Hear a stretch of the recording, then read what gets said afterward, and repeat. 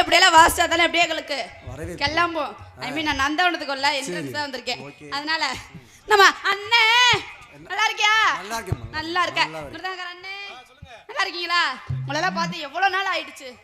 எங்க தான் போனீங்க? முள்ளூருக்குள்ளே உங்களுக்குள்ளேயே.